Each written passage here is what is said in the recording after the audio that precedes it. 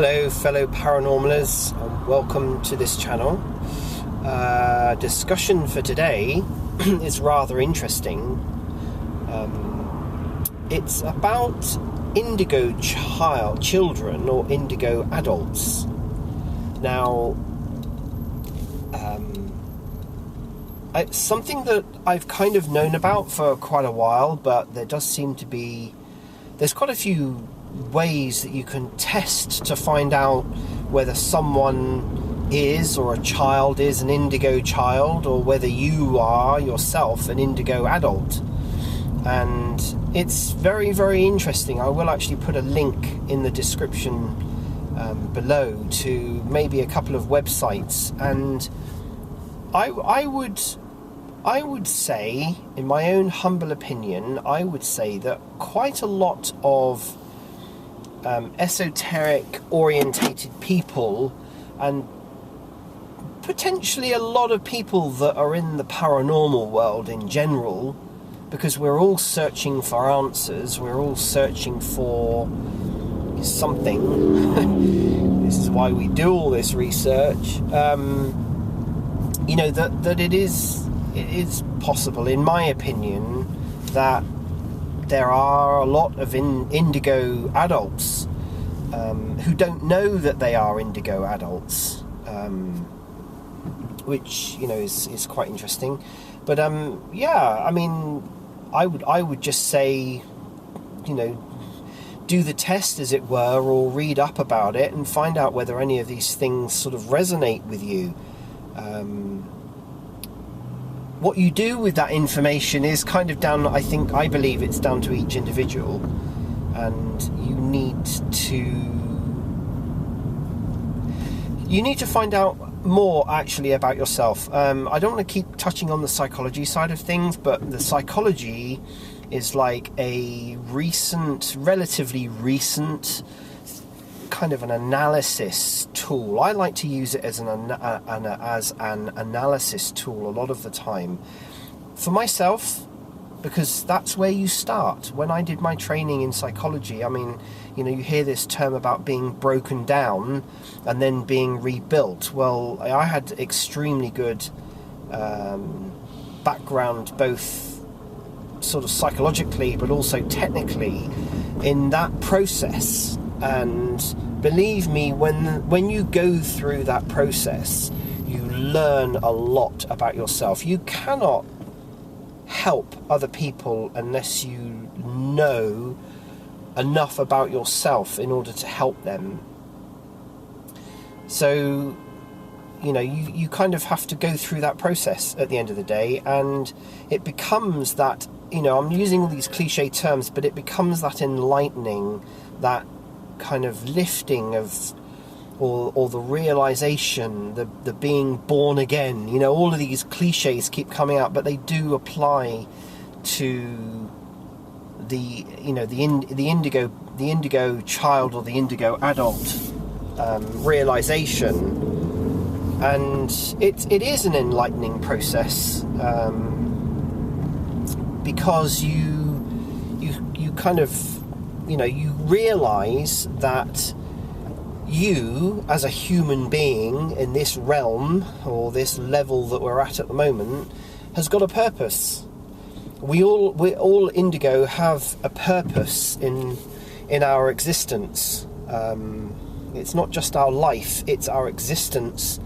And once you begin to realize that, you know, this human life that we are living on this plane is only one very small step in the whole existence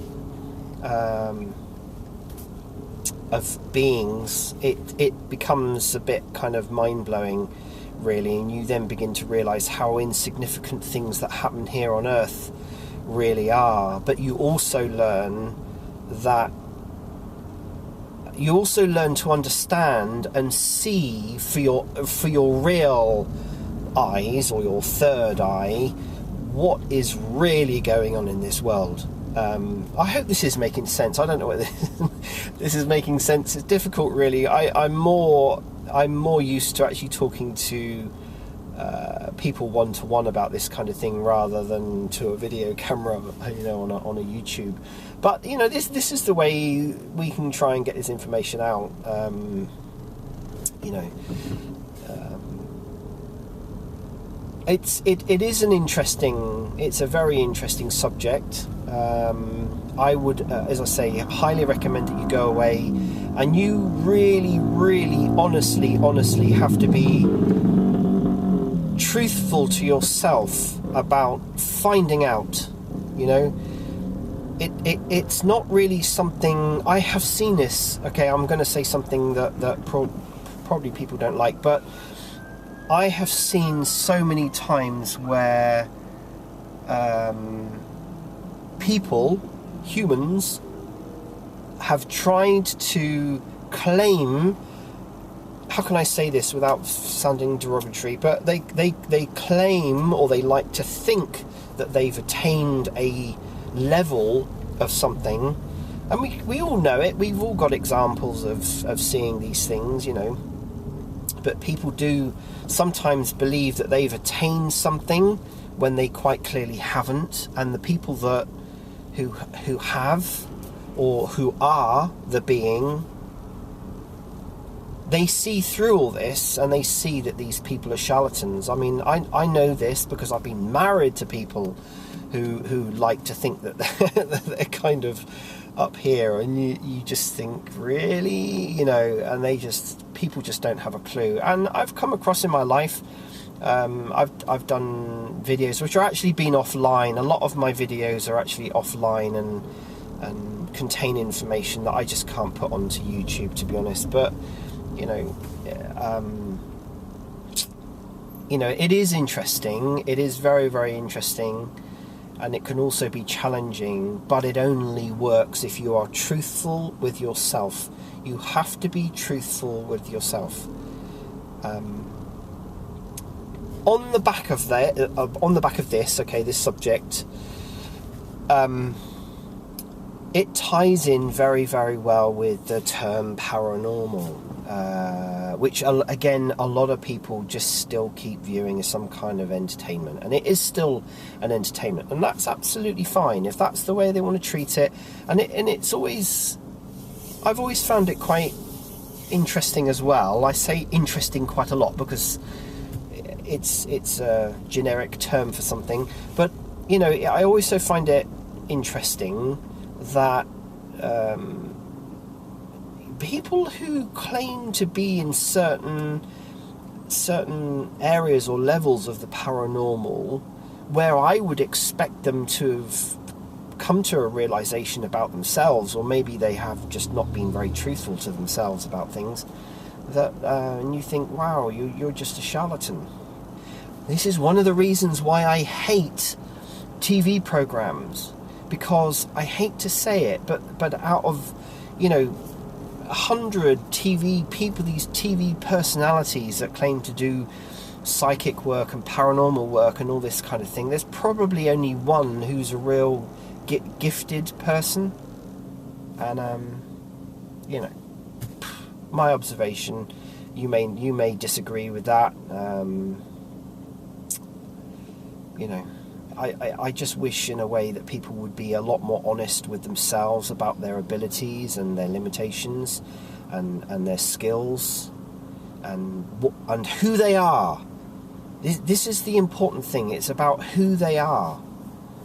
It's not about what they are perceived to be to other people. That is completely irrelevant.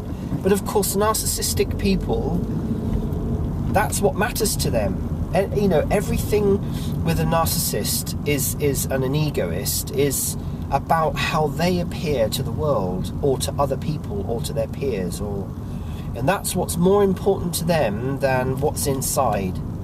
And this is why, I hate to say it, but people like me, and not just because I'm a psychologist, but also because I can see through people.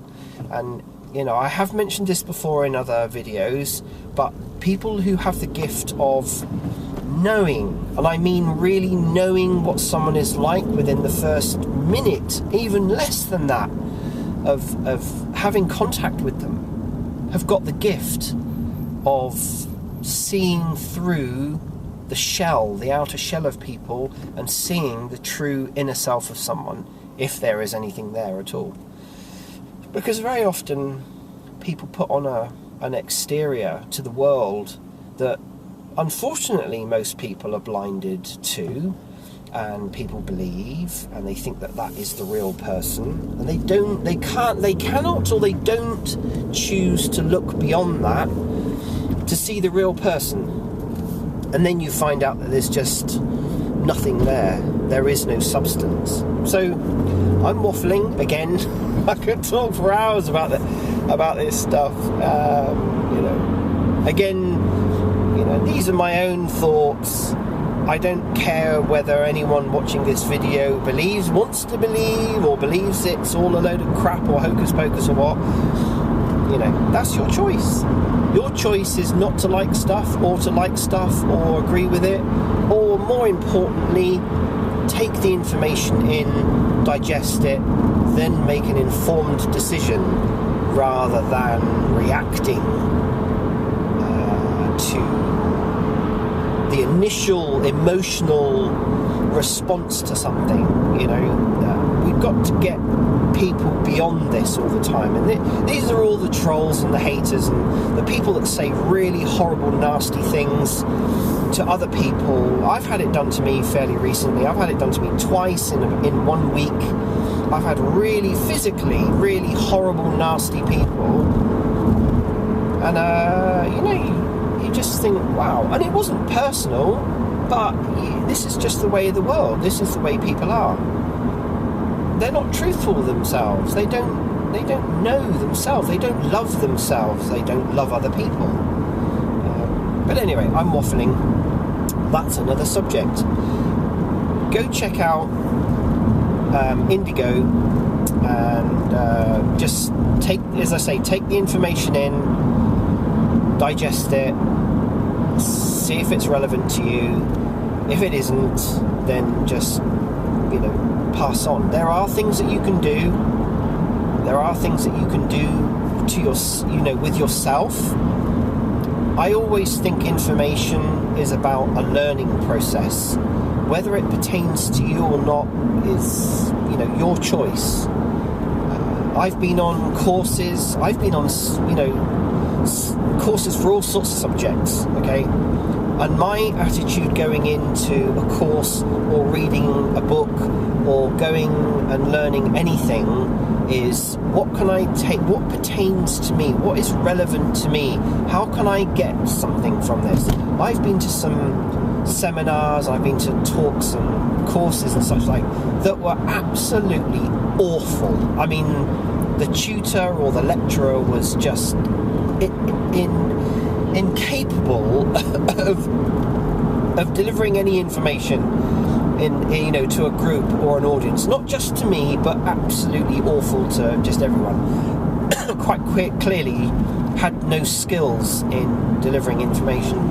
But despite that, I didn't sit there and judge. I just recognized that person was not actually competent to deliver the coursework, and I just was able to get the information out of that pertained to me or was relevant to me, and that was my attitude. And I just kind of wish that a lot of people did much the same thing. If you don't like something, you don't like it. You don't have to mouth off about it.